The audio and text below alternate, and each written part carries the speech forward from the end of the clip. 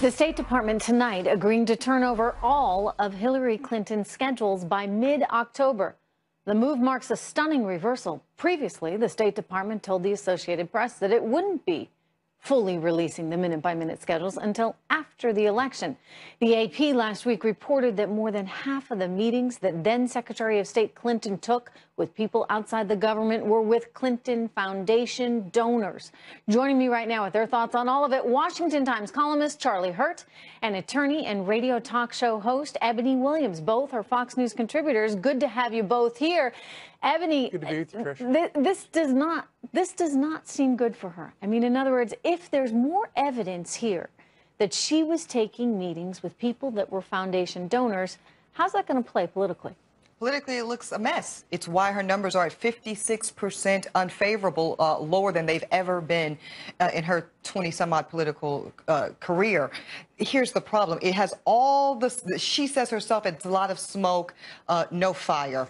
Politically speaking, though, Trish, we don't have to have a full fire. Smoke is bad enough because it fuels a narrative that says you were doing pay for play, you were selling access to potentially national security, and that reads very bad for Hillary Clinton. Yeah, I just don't get it. I mean, this is a woman who's smart. This is a woman who is ambitious, Charlie.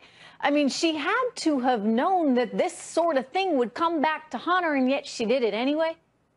Yeah, I don't think that, you know, that they care about any of that. The Clintons from the beginning have always been just shockingly shameless. They don't, the rules do not apply to them.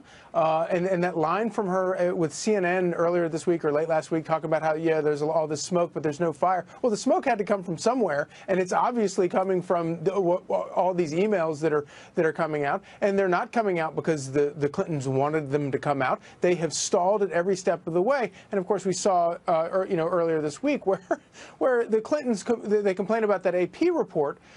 Well, they claim that only half the story came out after how many years of trying to keep any of the emails from coming out. If they want the full story out, which I guarantee you is worse than half the story, then why don't they just cooperate and give the emails? Well, you know, I'd also add that if there's smoke, that's problem enough. Yep. In other words, it's perception. To your point, Ebony. Sure. In other words, why would you allow this to be fueled? You think about judges.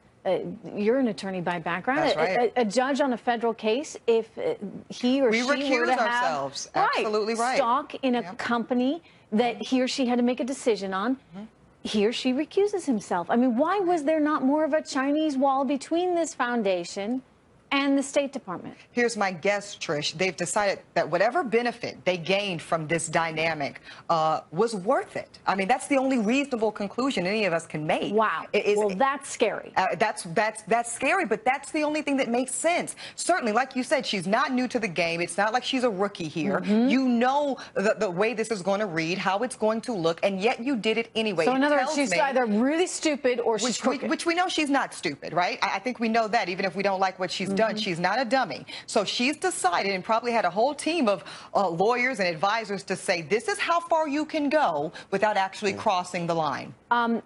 Charlie, you know, you look at recent polls and it shows that Donald Trump is narrowing that gap. She's struggling. Trustworthiness, forget it. Americans do not trust her. Her likability numbers, not very high. There you go. In a four-way race, I mean, there's just a very narrow spread there. 41% to Clinton, 39% to Trump.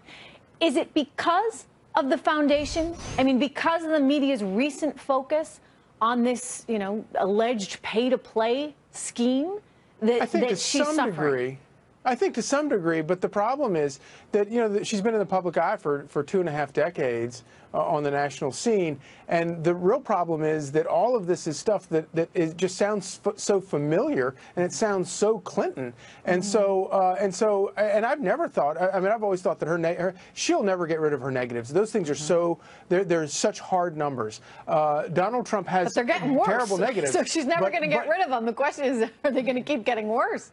Oh, I think that, and I think they will, because I mean, this if you really step back and look at this scandal, this is, I think, clearly the worst scandal of any of the Clinton scandals that we have ever endured. This is a $2 billion global shakedown scam using one of the most powerful and important departments of our government to shake down foreign leaders. And the latest report about how Doug Band, an official with the Clinton Foundation, calling Huma Abedin at the State Department trying to get diplomatic passports for a wealthy donor, and then the State Department saying, well, we can't comment on that because we don't know if it actually happened. It doesn't matter. The fact that you had an official at the Clinton Foundation making the request to somebody at that level, at Huma Abedin's level at the State Department, it's stunning.